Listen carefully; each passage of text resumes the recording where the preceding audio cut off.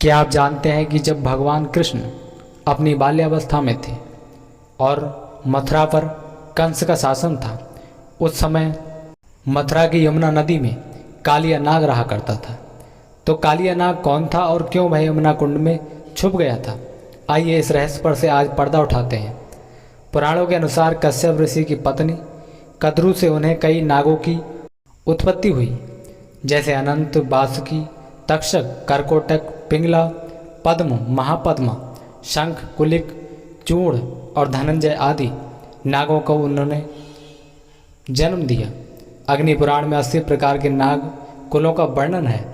कहते हैं कि कालिया नाग भी कद्रू का पुत्र और वह पन्नग जाति का नागराज था। कालिया नाग पहले रमण नाम के द्वीप में निवास करता था। कहते हैं कि पक्षीराज गरुण से जब उसकी दुश्मनी बढ़ गई तो वह अपनी पत्नियों सहित यमुना नदी के कुंड में आकर रहने लगा था। कालिया जानता था कि यही स्थान सुरक्षित है और यहाँ गरुण भगवान नहीं आ सकते हैं, क्योंकि यहीं पर गरुण ने तपस्वी सौभरी के मना करने पर भी कुंड से मछलियों को बलपूर्वक पकड़कर खा लिया था।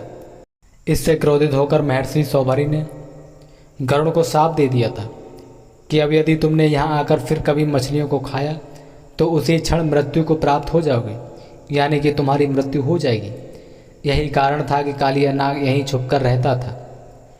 उसके विष के कारण यमुना का जल एक स्थान से जहरीला हो चला था, जिसके चलते गोकुलवासी उस पानी का उपयोग नहीं कर सकते थे।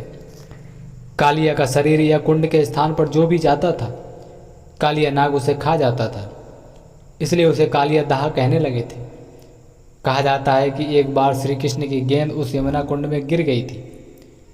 गेंद लेने के लिए श्री कृष्ण यमुना के उस स्थान पर कूद जाते हैं और जल के अंदर जाकर वे कालिया नाग से युद्ध करके उसको समर्पण करने के लिए मजबूर कर देते हैं।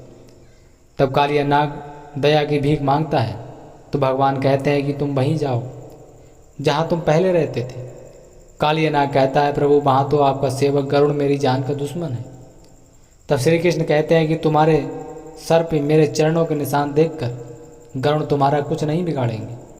तब कालिया नाग अपनी पत्नियों सहित दोबारा से रमण द्वीप पर चला जाता है। भारत में नागों की बहुत सारी जातियां रही हैं, जिनमें एक है नल, कबरधा, फड़ी नाग, भोगिन, सदाचंद्र, धनधर्मा, बोधनंदी, शिशुनंदी, यशनंदी, तनक, तुष्ट, ऐरावत, धृतराष्ट्र, अहि, मणिभद्र, अलापत्र, कंबल, असंतर, धनंजय, कालिया, सौंफू, दौदिया, काली, तख्तू, धूमल, फाहल, काना, गुलिका, सरकोटा इत्यादि नाम के नागवंश रह चुके हैं पहले, जिनमें से अब बहुत सारे नागों की उत्पत्तियां नहीं हो रही हैं और वो पृथ्वी से बिल्कुल कम हो गए हैं। कुछ ही समय के बाद कालिया नाग पत्थर का बन गया था। हिंदू धर्म से संबंध रखने वाले लगभग श्री कृष्ण की लीलाओं के बारे में जानते ही हैं। उनकी लीलाएं इतनी विशाल हैं कि उन्होंने माँ यशोदा को अपने मुंह में पूरे ब्रह्मांड के दर्शन करवा दिए थे। हिंदू ग्रंथों में श्री कृष्ण से जुड़ी कई कहानियों का वर्णन किया जाता है। पौराणिक कथाओं के अनुसार युद्ध के बाद कालिया नाग ने भगवान श्री कृष्ण से माफ़ी मांगी। कान्हा ने कालिया नाग को माफ़ किया, परंतु उसे यमुना नदी छोड़कर दूर चले जाने के लिए कहा और ये चेतावनी भी दी कि अगर तुमने पीछे मुड़कर देखा तो तुम पत्थर के हो जाओगे। कथाओं में ऐसा लिखा हुआ मिलता है कि जैसे ही नाग वृंदावन से 6 किलोमीटर दूर जैत गांव के पास पहुंचा और उसने पीछे मुड़कर देखा तो कालिया नाग पत्थर का हो गया। भगवान श्री कृष्ण के चेतावनी देने के बावजूद भी कालिया नाग ने पीछे मुड़कर देखा, जिस कारण वह पत्थर का हो गया था। श्री कृष्ण के कालिया मर्दन का असली संदेश क्या था? श्री कृष्ण की हर लीला, हर कर्म अपने आप में कोई ना कोई संदेश का छुपाए हुए है। अगर आपने संदेश को जान लिया तो समझो श्री कृष्ण लीला का जान लिया। ऐसे ही एक लीला थी कालिया मर्दन की, कालिया नाग के फन पर सवार होकर नृत्य करने की। जैसे कालिया नाग अपने भीतर मौजूद अहंकार हो, लेकिन अहंकार के कालिया नाग को मिटाना पड़ता है। हमारा अहंकार निरंतर फुफकार मार रहा है, हमारे आसपास कोई आ नहीं सकता, मैं बड़ा हूँ, मैं श्रेष्ठ हूँ, दूसरे सब मूर्ख हैं।